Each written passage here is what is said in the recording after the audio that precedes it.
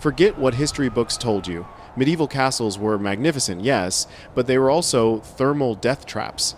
Imagine burning 150 massive logs every single week, enough wood to build a small house just to keep your bedroom cold enough for ice cream.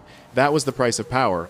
We're ripping the curtains off the cozy medieval elite life to show you the brutal, constant, bone-chilling war waged against the cold. Welcome to the medieval winter, a season of relentless, penetrating cold, where warmth wasn't a commodity, it was a luxury item. Only the elite could afford to constantly fail at achieving. The upper classes, living in their massive stone dwellings, faced a paradox. Their fortified homes, built to repel armies, were perfectly engineered to conduct and hoard frost. These weren't homes, they were thermal liabilities. The stone, thick as a modern car, absorbed any solar energy or hearth heat and then slowly, mercilessly, bled the cold back into the room after sundown. Keeping the indoor chill at bay required inventive thinking, staggering labor, and a consumption rate that would make a modern environmentalist weep. And the first line of defense against the stone's icy betrayal was a furnace so greedy it defined castle economics. These were not the polite, contemporary fireplaces you command with a button. They were colossal, ravenous, brick-and-mortar beasts that devoured wood with the shocking voracity of a starved army. Imagine the sheer scale. Some noble households burned upward of 150 logs a week. That is enough timber to build a small cabin just to keep the central rooms vaguely habitable for 7 days. This wasn't just heat. It was a resource drain on an industrial scale that shaped political and territorial decisions, as nearby forests were vital assets. The constant need for fuel meant that the lord's forests were managed not for hunting, but for fire. The true magnetic focal point of a noble's castle wasn't the throne or the portraits of their stern-faced ancestors. It was the fireplace. The castle's calendar and budget were wholly dictated by the need to feed this massive, hungry mouth of stone. Underprivileged servants, often mere boys and old men, trekked through frozen, snowy forests, risking life and limb to gather fuel as if their lives depended on it, which, in a very real, literal sense, they did. Their never-ending, back-breaking labor ensured the lord's survival through every dark winter. But here's the shocking truth. Even after burning an entire week's wages in wood, the castle didn't get warm. It merely got less deadly. Even after this constant, titanic fire, the castle didn't transform into a tropical paradise. Even with roaring flames licking the chimney mouth, rooms were often still cold enough to store ice cream, a profound insult to the expense. Why? Because the heat from those colossal fires behaved like a selfish friend who hoards snacks. It stayed stubbornly local. It rushed up the massive flue, or radiated intensely only a few feet away, dropping off precipitously after that. The temperature gradient was brutal. You could be scorching on one side and freezing on the other. Nobles played perpetual, frantic musical chairs, chasing the fleeting, localized pockets of warmth. Their first piece of thermal cleverness showed in managing the byproduct, smoke.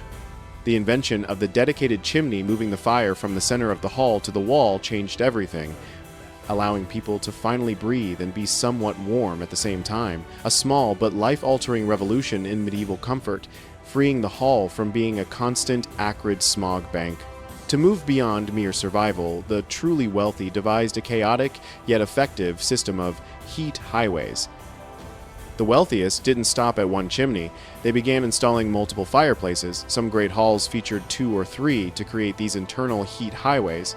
This was medieval multi-zone heating, a precursor to modern climate control, yet infinitely more demanding.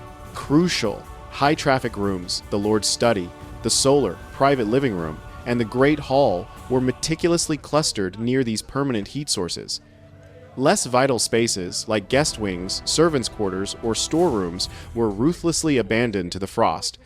The challenge was that instead of tapping a thermostat, you had to convince a small army of servants to haul wood up endless, cold stone stairs, multiple times a day, ensuring the fires never faltered. Beyond mere utility, these fireplaces also immediately became social hubs, the era's equivalent of a newsfeed where vital information, gossip, and loud complaints about the weather flowed as freely as the heat. It was the only place to truly linger and exchange information without suffering the piercing chill. But the true battle was fought after sundown, demanding the transformation of the bedchamber into a bizarre, high-tech luxury sleep lab. Nighttime was a more insidious battle against the cold, approached with engineering precision. Nobles turned their bedchambers into these luxury sleep labs, using cloud-soft mattresses stuffed with exquisite down, prized for its lightness and superior insulation. The sheer volume of layers was the real genius wool pajamas, then blanket upon heavy blanket, sometimes piled 6 or 7 deep.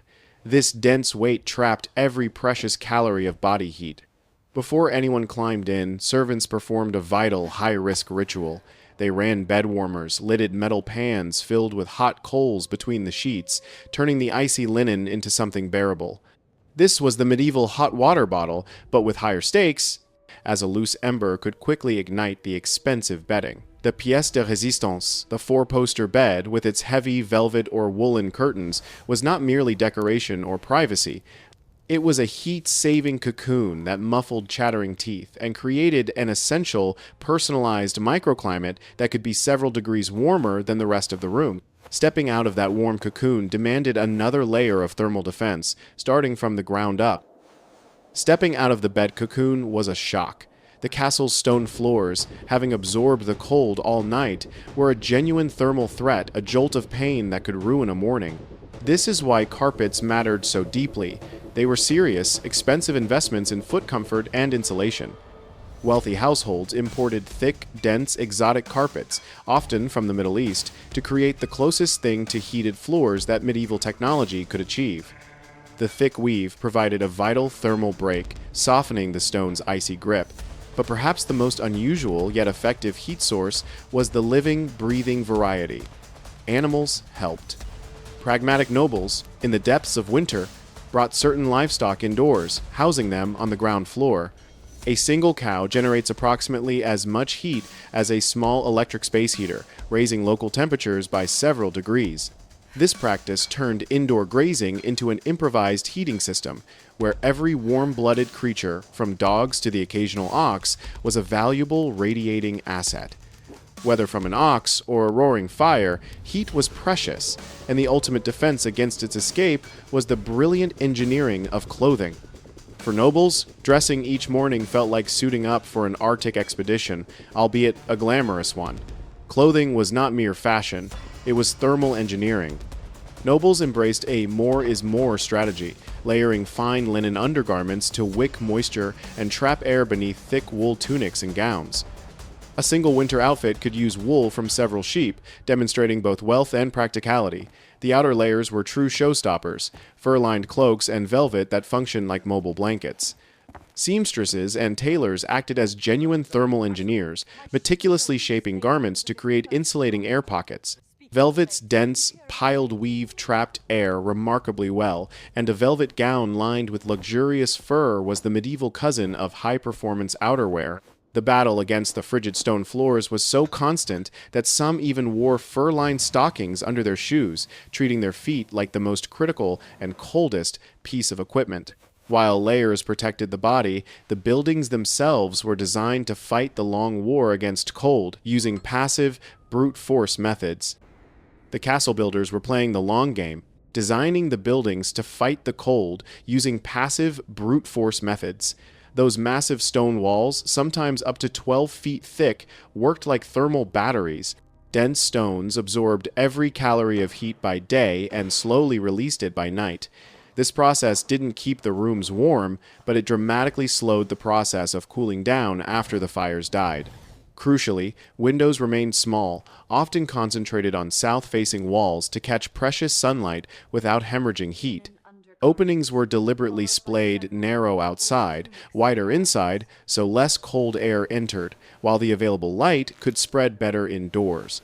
The stone battery was completed by a simple, elegant piece of insulation sitting right on top, the thatched roof.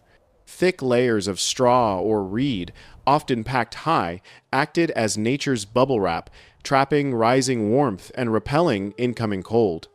This massive hat of plant matter was a surprisingly effective defense against heat loss through the roof. When passive architecture failed, medieval society weaponized the most readily available heat source of all, the human body. When passive architecture failed, medieval society weaponized the most readily available heat source of all, the human body. People generate roughly as much heat as a $100 watt bulb. Gather 50 or 60 in a great hall for a feast or meeting, and you instantly have a body-powered radiator. Nobles strategically scheduled grand feasts and long administrative meetings for the coldest months. Between crowded rooms, roaring fires, hot food, and the sheer physical effort of dancing or animated conversation, temperatures could climb by several degrees, making the air noticeably less sharp. It was heating by drama, and everyone was encouraged to linger. For the truly opulent, the hypocaust, an ancient Roman technology circulated hot air beneath tiles. This demanding but luxurious system created warm floors in January, the ultimate status flex, signaling immense wealth and a relentless pursuit of comfort that few could afford. While the hypocaust provided exclusive comfort, the castle's most democratic source of warmth was the relentless engine of food production. The kitchen was the castle's most reliable, democratic heat source. Massive open fires and multiple ovens were kept constantly burning. Stews and soups simmered for hours, releasing steady, essential warmth and steam, making the air humid and bearable. Heated stones used in cooking were sometimes dropped into mugs to warm wine or ale, an early heated beverage program. Servants inevitably gravitated there to thaw numb fingers. The kitchen was the castle's practical spa, powered by onions, stock, and endless labor. Across all these varied high-stakes strategies runs a single dominant theme: ingenuity born of necessity. Medieval elites blended architecture, clothing design, social planning, and relentless human labor to wring every possible calorie of warmth from wood, stone, air, and bodies. Fireplaces, bed curtains, layered garments, small windows, thatched roofs, crowded halls, hypocausts, busy kitchens, pets, and livestock, each was a crucial piece of a larger thermal puzzle. Comfort wasn't a given. It was crafted, defended, and maintained, ember by ember and layer by layer. Their life was a constant testament to the effort required to survive in a structure that was, by its very design, trying to kill them with cold. If this brutal truth shocked you, smash that like button. What's the craziest medieval survival hack you learned? Let me know in the comments below. And don't miss our next deep dive into history's darkest secrets. Subscribe now and hit the notification bell so you don't freeze out on the next video.